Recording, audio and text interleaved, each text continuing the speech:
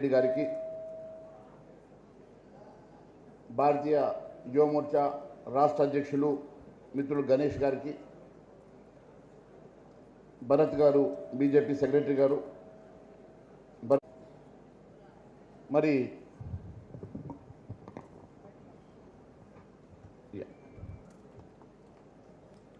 ఇక్కడికి వచ్చినటువంటి నా యువ మిత్రులందరికీ, రేపటి ఈ దేశాన్ని నడిపించేటువంటి నా సోదర సోదరీమణులకి అందరికీ కూడా పేరు పేరు నమస్కారం తెలియజేస్తా ఉన్నాను.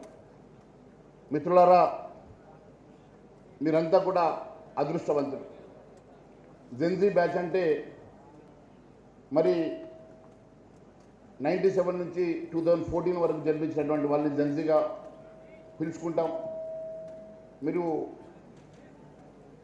అన్ని సదుపాయాలతో జన్మించినటువంటి మీ జనరేషన్.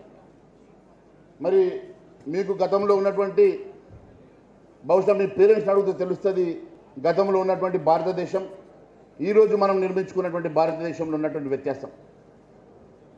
భారతదేశం 2014కి ముందు కానీ 2014 తర్వాత ఉన్నటువంటి ఈ భారతదేశ పునర్నిర్మాణం ఏ రకంగా జరిగిందో మీరు మరి కళ్ళారా చూశారు. మరి గతంలో అనేకమైనటువంటి, మాకు ఇంటర్నెట్ లేదు, ఈ డాటాలు లేవు. ఆ రోజు పాత సినిమాలు చూడాలంటే చిన్న బ్లాక్ అండ్ వైట్ టీవీల దగ్గర నుంచి మేము చూస్తూ వచ్చినాము. కానీ మీరు అన్నిటితో ఈరోజు ఉన్నటువంటి ఇంటర్నెట్ మరి ఎంబీలు పోయి జీబీలు వచ్చేసినాయి. మీకు చేతిలో స్మార్ట్ ఫోను, జేబులో డబ్బులు లేకున్నా స్మార్ట్ కార్డ్, క్రెడిట్ కార్డు లేకుంటే క్యూఆర్ కోడ్లతోటి మీరు మనీ ట్రాన్సాక్షన్ చేసే మరి అదృష్టవంతులు. బ్యాంకులోకి వెళ్తే మేము క్యూ లైన్లో నిలబడి అప్లికేషన్ నింపి బ్యాంకులో డిపాజిట్ చేయాలన్నా, బ్యాంకులో విత్డ్రా చేయాలన్నా కూడా క్యూలో నిలబడే పరిస్థితి. మీరు ఒక నిమిషంలో ట్రాన్సాక్షన్స్ని మీ స్మార్ట్ ఫోన్తో చేసేటువంటి మరి ఈరోజు అభివృద్ధి చెందినటువంటి మరి జనరేషన్ మీది. సో మీ జనరేషన్కి మా జనరేషన్కి ఉన్నటువంటి గ్యాప్ మీరు చూస్తే మరి అప్పట్లో ఉన్నటువంటి మీ పేరెంట్స్కి అర్థమవుతుంది ఏ రకమైనటువంటి పరిస్థితుల్లో భారతదేశం ఉండేనో. మరి ఈరోజు 2014 తర్వాత భారతదేశం, ఎందుకంటే నాకు గుర్తున్నది, నరేంద్ర మోడీ గారు ప్రధానమంత్రిగా 2014లో వారు ప్రమాణ స్వీకారం చేసిన వెంటనే ప్రతి ఇంటికి మరుగుదొడ్లు ఉండాలని చెప్పి వారు చెప్పిన రోజు అందరూ విస్తుపోయినారు. ఎందుకంటే ఆ రోజు 2014లో ఏ ప్రధానమంత్రి గారైతే ఈ దేశానికి మరుగుదొడ్లు కావాలని చెప్పేసి మరి అనౌన్స్ చేశారో అదే ప్రధానమంత్రి గారు ఈరోజు ఈ దేశానికి మరి ఇంటిగ్రేటెడ్ ఫైటర్ జెట్ ఇంజన్స్ని నిర్మించుకున్నామని గర్వంగా చెప్పే స్థాయికి ఈరోజు నరేంద్ర మోడీ గారు తీసుకొచ్చారు. ఎందుకంటే గతంలో కేవలం 39% ఇళ్లలోనే మరుగుదొడ్లు ఉండే, కానీ ఈరోజు 100% 12 కోట్ల మరుగుదొడ్లు నిర్మాణం చేసి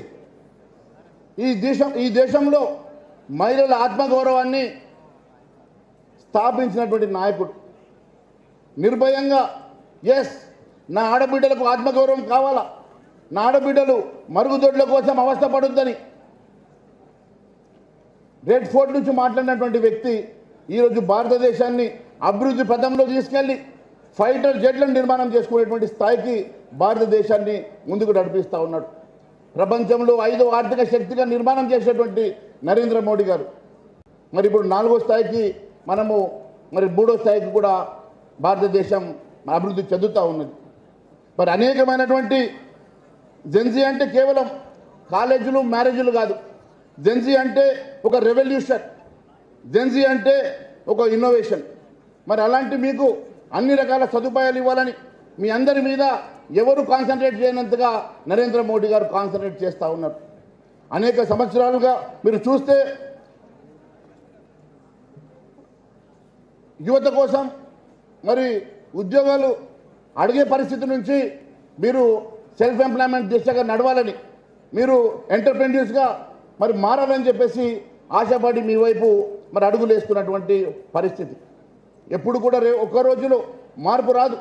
మార్పు కోసం ఒక పునాది వేయాలి. ఆ పునాదిని నిర్మాణం చేస్తూ ముందుకు వెళ్తా ఉన్నాం. దాని ఫ్రూట్స్ రేపు కనబడతాయి. భారతదేశ నిర్మాణం కోసం ఏ రోజు కూడా స్వార్థం కోసం ఆలోచన చేయలేదు. భారతదేశ నిర్మాణం జరిగిన రోజు ఈ యువతకి అన్ని రకాల సదుపాయాలు కల్పించాలన్న ఉద్దేశంతో అనేకమైనటువంటి రిఫార్మ్స్ తీసుకొస్తున్నటువంటి నాయకుడు నరేంద్ర మోడీ గారు. ఇప్పుడే ఈటల రాజేందర్ గారు అనేక అంశాలు చెప్తూ కరోనాలో ఏ రకంగా మనం ఎదుర్కొన్నామో చెప్పారు. ప్రపంచమంతా విస్తుపోయే విధంగా మనమే ప్రపంచానికి మరి కరోనా మందు ఇచ్చేటువంటి స్థాయికి మనం ఎదిగినామని చెప్పేసి ఇప్పుడే మరి ఈటల రాజేందర్ గారు కూడా చెప్పారు. మరి ఈ రకంగా అనేకమైనటువంటి అంశాల్లో మీరు చూస్తే మరి ఈరోజు భారతదేశం ఏ రకంగా ముందుకు వెళ్తూ ఉన్నదో ఒకసారి మీరు చూడాలి. ఎందుకంటే నేను ఒకటే విషయం తెలియజేస్తా ఉన్నాను మిత్రులారా, సమయం ఎక్కువ లేదు. మరి ఇక్కడ చాలామంది మరి వాచ్ల వైపు చూస్తూ ఉన్నారు కాబట్టి నేను ఎక్కువ సమయం తీసుకోను. ఇప్పుడు జామ్ ట్రినిటీ అని అంటే ఒక్కరోజు 100% ఈరోజు ప్రతి బ్యాంకులో జన్ధన్ అకౌంట్ని మరి మొబైల్కి కనెక్ట్ చేసి మొబైల్ ద్వారా మీకు ఇమీడియట్గా ట్రాన్సాక్షన్ చేసే విధంగా, అదే మాదిరిగా ఈరోజు యూపీఐ ద్వారా దాదాపు ప్రపంచంలో ఏ దేశంలో లేనంత ట్రాన్సాక్షన్ జరుగుతున్నటువంటి దేశం మన దేశం.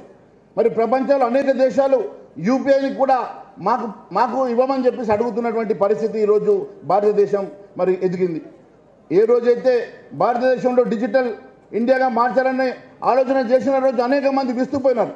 కానీ డిజిటల్ ఇండియా వైపు భారతదేశం నడిపించడంలో మరి ఇంత ఇల్లిటరసీ ఉన్నప్పటికీ కూడా భారతదేశంలో డిజిటల్ ఇండియా వైపు నడపడానికి ఈరోజు జన్ధన్ ద్వారా 55-56 లక్షల అకౌంట్స్ తెరిపించి మరి ఎక్కడ కూడా ప్రభుత్వం నుంచి వచ్చేటువంటి ప్రతి సదుపాయం కూడా నేరుగా వారి అకౌంట్లోకి చేరే విధంగా మరి తీసుకొచ్చినటువంటి అనేక రెవల్యూషన్స్ని మనం ఒకసారి చూడాల్సిన అవసరం ఉంటుంది. మీరు ఒక్కసారి చూస్తే global make in India vision, మరి మేక్ ఇన్ ఇండియా విజన్ ద్వారా భారతదేశంలో అనేకమైనటువంటి ఈరోజు మీరు డిఫెన్స్లో తీసుకుంటే ఈరోజు 23,000 కోట్ల రూపాయలు భారతదేశం విదేశాలకు ఎగుమతి చేస్తూ ఉన్నది, ఎక్స్పోర్ట్ చేస్తూ ఉన్నది. కేవలం డిఫెన్స్ మెటీరియల్ అంటే ఏ రకంగా భారతదేశం ముందుకు వెళ్తూ ఉన్నదో. ఒకరోజు మీరు ఇస్రో చూశారు, సైకిళ్ళ మీద పెట్టుకొని మరి వాళ్ళు సైంటిస్టులు మన దగ్గర ఉన్నా, ఎంతో విద్యావంతులు మన దగ్గర ఉన్నా వాళ్లకు సదుపాయాలు లేక సైకిళ్ళ మీద ఎడ్ల బండ్ల మీద పెట్టుకొని చేసినటువంటి రోజులను చూస్తాం. ఈరోజు నరేంద్ర మోడీ గారు వచ్చిన తర్వాత ఏ రకంగా మనము ఈరోజు నిర్మాణం చేసుకుంటా ఉన్నామో, ఏ రకంగా మనము ఎక్స్పోర్ట్స్ని మనము చేసుకుంటా ఉన్నామో ఒక్కసారి మీరు ఆలోచన చేయాలి.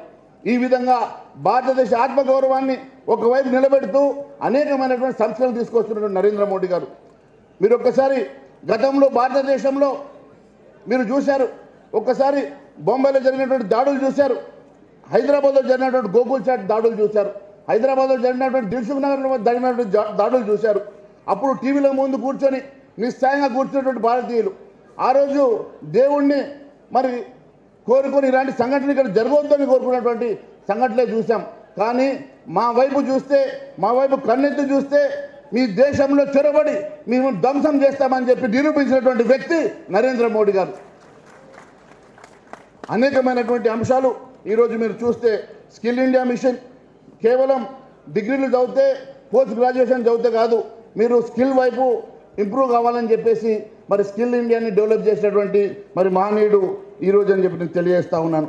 అంతేకాదు మీ అందరికీ తెలుసు, ఆర్టిఫిషియల్ ఇంటెలిజెన్సో, డ్రోన్సో, సైబర్ సెక్యూరిటీ, కోడింగ్, రోబోటిక్స్ ఇలాంటి అనేకమైనటువంటి మరి అభివృద్ధి చెందుతున్నటువంటి అంశాల మీద ఇక్కడ ఉన్న యువతకి స్కిల్ డెవలప్మెంట్ చేయాలని చెప్పి వాటన్నిటి మీద మరి ఎంప్లాయ్మెంట్ స్కోప్ కానీ ఎంటర్ప్రెన్యూర్ మరి స్కోప్ కానీ ఉంటుందని చెప్పి ఉద్దేశంతో మరి ఇటువైపు కూడా నడిపిస్తున్నటువంటి నరేంద్ర మోడీ గారు మరి స్టార్టప్ ఇండియా విషయంలో అనేకమైనటువంటి జాబ్ సీకర్ నుంచి జాబ్ క్రియేటర్ వరకు మనల్ని నడిపించేటువంటి పరిస్థితి మనం చూస్తూ ఉన్నాం. ఆయుష్మాన్ భారత్ ఈరోజు భారతదేశంలో హెల్త్ కార్డులని దాదాపు 43,52 లక్షల మందికి హెల్త్ కార్డు ఇచ్చి ఆదుకుంటున్నటువంటి పరిస్థితి కూడా మనం చూస్తూ ఉన్నాం. అంతేకాదు 30 ఏళ్ళు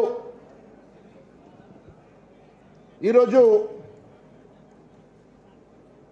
అనేకమైనటువంటి అభివృద్ధి కార్యక్రమాలతో పాటు అనేకమైనటువంటి సంక్షేమ కార్యక్రమాలతో పాటు భారతదేశాన్ని మరి యువతను కూడా ముందుకు నడపాలనే ఉద్దేశంతో అనేకమైనటువంటి మరి కార్యక్రమాలు చేస్తున్నటువంటి నరేంద్ర మోడీ గారు 12 సంవత్సరాల ఈ కాలంలో ఈ దేశాన్ని ఏ రకంగా ముందుకు నడిపిస్తూ ఉన్నాడో ప్రపంచంలో మరి ఎవరు కనీసం ఆలోచన చేయలేనటువంటి పరిస్థితుల్లో ఈరోజు భారతదేశాన్ని ముందుకు తీసుకెళ్తున్నటువంటి మరి చూస్తూ ఉన్నాం. అంతేకాదు చివరిగా సివిలైజేషన్, నేను ఈరోజు మీ అందరికీ కూడా ఒకటి చెప్తాను. Civilisation confidence. గతంలో బొట్టు పెట్టుకోవాలంటే కూడా మన వాళ్ళు కొంత సంకోచించేటువంటి పరిస్థితి నుంచి ఈరోజు ధైర్యంగా మన సంస్కృతిని మరి బాజాబ్తా బొట్టు పెట్టుకొని బాజాబ్తా మనం ఈరోజు సమాజంలో హిందువులను చెప్పుకునేటువంటి పరిస్థితి కూడా కాన్ఫిడెన్స్ లెవెల్స్ని కూడా తీసుకొచ్చి అన్ని రకాలుగా ముందుకు నడిపిస్తున్నటువంటి నరేంద్ర మోడీ గారు దశాబ్దాల తరబడి మన దేశంలో ఒక వింత కథ నడుస్తుండే. మనం ఆధునికంగా మారాలంటే మన సంస్కృతి మారాలా, మనము నాగరికత మారాలా, నాగరికతను వదిలేయాలని చెప్పేటువంటి గత పాలకుల నుంచి ఈరోజు ఒక సాధారణ పౌరుడు తన భక్తిని కానీ తను గర్వించదగ్గ హిందువులను చెప్పుకునేటువంటి పరిస్థితి వైపు నడిపిస్తున్నటువంటి నరేంద్ర మోడీ గారు ఆ మూలాలను మరి తలుచుకోవాలంటే కూడా సిగ్గుపడే పరిస్థితి ఉంది. కానీ ఈరోజు మన మూలాలను తెలుసుకొని ఒకవైపు అభివృద్ధి, ఒకవైపు మరి అనేకమైనటువంటి సంస్కరణతో పాటు మరి ఈరోజు మనం ముందుకు నడిపిస్తున్నటువంటి ఈ నరేంద్ర మోడీ గారి పాలన. మరి అంతేకాదు చివరిగా ఈరోజు